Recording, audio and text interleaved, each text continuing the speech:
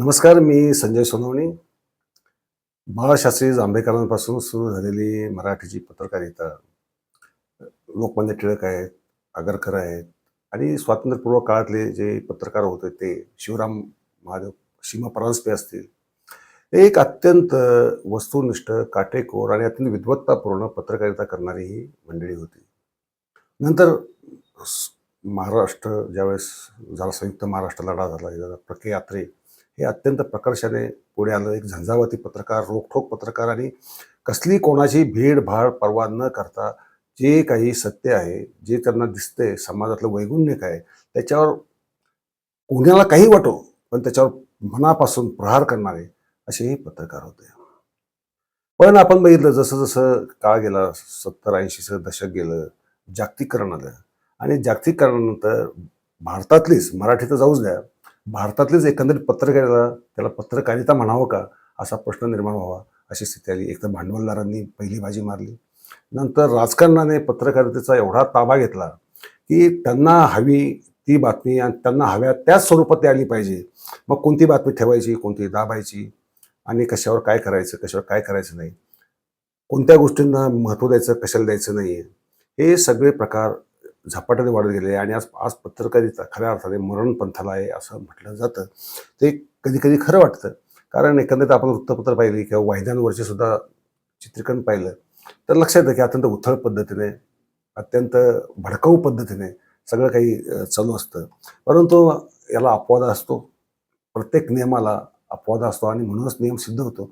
आणि तो अपवाद म्हणजे माझे मित्र, चपराकचे संपादक, चपराक प्रकाशनचे मालक आणि उत्कृष्ट राजकीय विश्लेषण करणारे आघाडीचे परखड आणि अत्यंत रोखठोकरित्या लिहिणारे, कोणाची भीडभाड न ठेवता, तो परिचित आहे का अपरिचित, तो आपल्या उपयोगाचा आहे की बिनकामाचा आहे, हा कसलाही विचार न करता प्रत्येकाचं जे एक चारित्र्य आहे ते समाजासमोर खरं काय आहे त्याचं, त्याच्या वक्तव्यांमध्ये काय बदल होत गेलेले आहेत, ते का होत गेले आहेत, याचं विश्लेषण प्रभावीपणे जर कोणी केलं असेल तर घनश्याम पाटील यांनी धडक बेधडक या पुस्तकात, यापूर्वी त्यांची बरीच पुस्तकं पत्रकारितेवर प्रकाशित झाली आहेत. आणि या पुस्तकाचं वैशिष्ट्य असं आहे की मग राज ठाकरे असोत,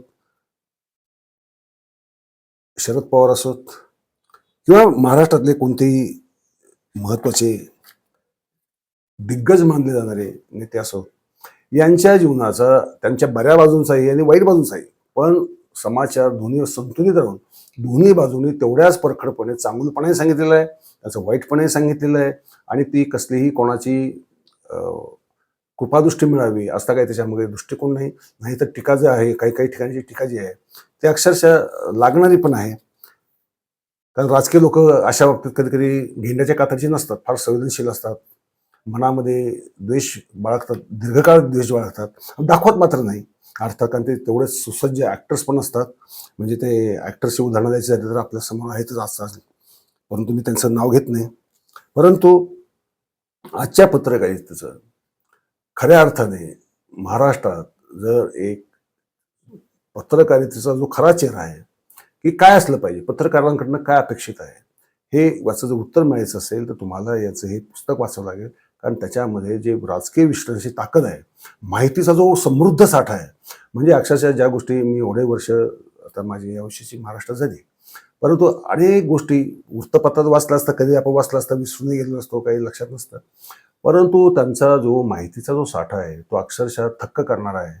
आणि त्याचा त्यांनी बरोबर व्यक्तिचित्रण करताना असो किंवा त्यांचं काय चुकलं, कसं चुकलं आणि कोणत्या पद्धतीने चुकलं, याचं विश्लेषण असो किंवा ज्या गोष्टी बरोबर केल्या, म्हणजे शरद पवारांनी काही गोष्टी चांगल्या पण केलेल्या आहेत महाराष्ट्रामध्ये, यात काही शंका बाळगायचं कारण नाही. परंतु त्याच वेळेस शरद पवारांच्या राजकारणाचा महाराष्ट्राला फटका कोणता बसला, महाराष्ट्राला नुकसान नेमकं कुठं झालं, कसं झालं, याचं सुद्धा अत्यंत वस्तुनिष्ठ विवेचन याच्यामध्ये केलेलं आहे. कोणाबद्दल राग आहे किंवा कोणाबद्दल प्रेम आहे म्हणून ते लिहिलंय असं कुठेही तुम्हाला जाणवत नाही, कोणालाच जाणवू शकत नाही. कारण पत्रकाराची जी दृष्टी असायला पाहिजे ती रोखठोक दृष्टी आणि ती सत्यासत्याची मन केली वही मानेर नाही बहुमता, या तुकाराम महाराजांच्या उक्तीप्रमाणे त्यांनी आपली भूमिका ठेवलेली आहे आणि ती नेहमीच ती भूमिकेने ते प्रामाणिक राहिलेले आहेत आणि ते भविष्यात राहतील याची मला खात्री आहे, कारण त्यांच्यात बदल होऊ शकत नाही या बाबतीत तरी.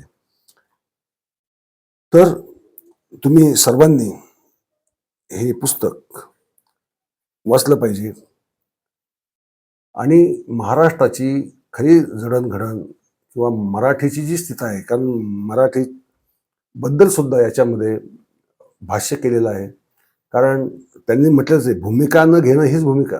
आणि आजकाल हे खरंच आहे, साहित्यिकांची हीच गोष्ट आहे की भूमिका न घेणं हीच त्यांची भूमिका आहे. मग ते साहित्य संमेलनाचे अध्यक्ष असोत, आजी असोत, माजी असोत किंवा राजकीय नेते असोत किंवा विचारवंत, ज्याला आपण विचारवंत म्हणून जे मिळवतात समाजामध्ये, असे विचारवंत असोत, त्यांची सुद्धा जी एकंदरीत वृत्ती आहे ती अशी की भूमिका घ्यायची नाही, गप्प बसायचं सोयीस्कररित्या. आणि ज्यावेळेस शेवटाला एखादी गोष्ट येते त्यावेळेस मात्र खडबडून जागा व्हायचं आणि मग आपली भूमिका कोणती बाजू विजेती होणार याचा अंदाज घेऊन त्यानुसार भूमिका घ्यायची, अशी सवय महाराष्ट्रातल्या सर्व विचारवंतांना आहे, लेखकांना आहे.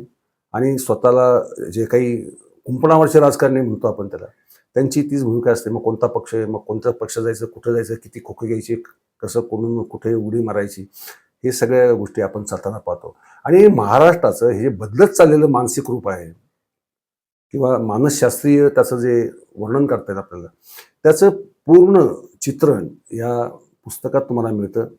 नाव धडक बेधडक आहे.